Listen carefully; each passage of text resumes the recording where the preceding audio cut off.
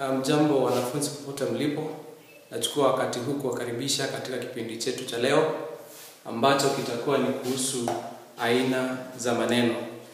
Najua haya umewafunzwa mara nyingi, lakini kwa leo naomba nikukumbushe tu kwamba aina za maneno huwa kuna aina 8 kuu ambazo ni nomino, vivumishi, vitenzi, vielezi, vihisishi, vihusishi, viunganishi na mwisho kuna viwakilishi.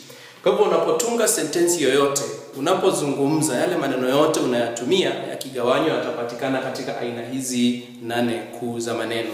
Katika kipindi hiki kifupi tutakumbushana aina za kwanza 4 ambapo kuna nomino. Nomino vile vile huitwa jina. Tunamaanisha neno ambalo utatumia kutaja kitu, kutaja mtu, kutaja mahali, kutaja hali na kadhalika. Kwa mfano jina lako wewe mwenyewe mwanafunzi, hiyo ni nomino. Jina la mahali popote ulipo, iwe ni Nairobi, Mombasa, Kisumu, Kakamega, vile vile itakuwa ni nomino. Jina ya hali, kwa mfano sasa unatazama kipindi hiki cha Kiswahili una furaha, furaha ni nomino. Unatazama kipindi hiki pengine unaona haya mambo nimeyasahau, unaingiwa na uoga fulani, uoga ni nomino na kadhalika. Vile vile majina ya wanyama kama vile samaki, iwe ni ndege kama vile mbuni, wote utasema watapatikana katika sehemu hii ya nomino.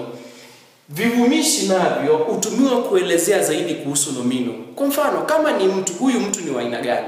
Unaweza ukasema mwanafunzi, naam, zaidi yake mwanafunzi mrefu. Kwa hivyo hiyo mrefu kitakuwa ni kivumishi.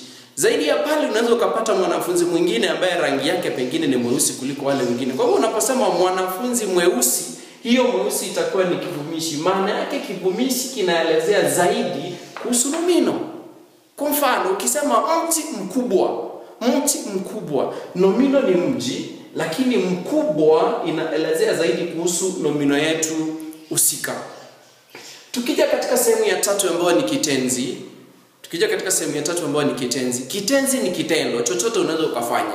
Ulipo, umeketi, unacheka, umefurahia, umekula. Kwa hivyo hiyo sehemu ya cheka, ruka, cheza, keti, endelea, kimbia, funga, fungua, vitakuwa ni vitenzi. Kwa hivyo vitenzi huonyesha kitendo kinachofanya. Na kitenzi hiki huwa kinaelezewa zaidi nacho kwa kutumia kielezi. Kwa hivyo utaona nomino inaelezewa kwa kutumia kivumishi, kitenzi kinaelezewa kwa kutumia kielezi. Kwa mfano unaposema mtu amekimbia sana, hiyo sana inakuelezea kukimbia kulikuwa ni kwa aina gani, amekimbia sana. Vile vile unaweza kuonyesha kitendo fulani kama vile imba, hajaimba leo, aliimba jana. Kwa hivyo unaposema aliimba jana, hiyo jana itakuwa ni kielezi cha kuonyesha kitendo kilifanyika wakati gani. Kwa hivyo hapa tunasema sentensi yote unayotunga, kwa mfano ukiwa kuna nomino, kuna kivumishi, kuna kitenzi na kuna kielezi, ni lazima kama mwanafunzi uwe na uwezo wa kusema katika sentensi hii nomino iko wapi.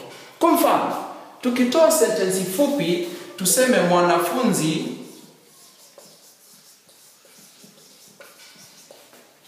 huyu anaandika vizuri. Hiyo ni sentensi ya kwanza. Upate sentensi ya pili, Simba shupavu amemuua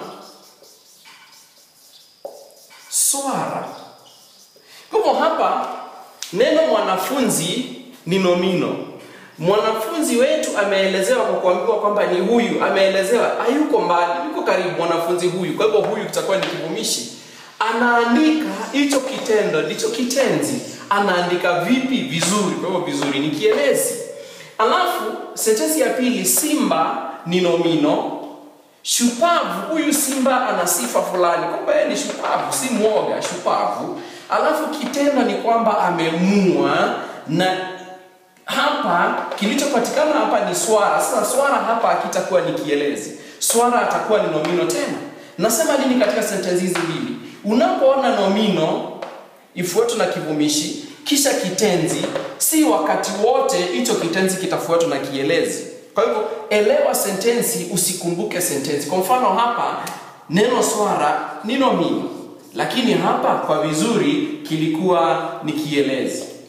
Tunasema nini hapa? Kwa kifupi, kumbuka nomino ni jina la kitu, mtu, mahali au hali. Kivumishi huelezea zaidi kuhusu nomino. Kitenzi ni kitendo kinachofanywa, kisha kielezi huelezea zaidi kuhusu hiki kitenzi, yani kitenzi chetu kimefanywa namna gani. Kwa hivyo katika vipindi vyetu vitakavyofuata tutajifunza kuhusu vihisishi, vihusishi, viunganishi kisha kiwakilishi. Lakini tarajia mazoezi ambao utakuwa unaambiwa utambue nomino, utambue vivumishi, utambue vitenzi au utambue vielezi katika sentensi utakazopata katika mtandao huu. Asante sana.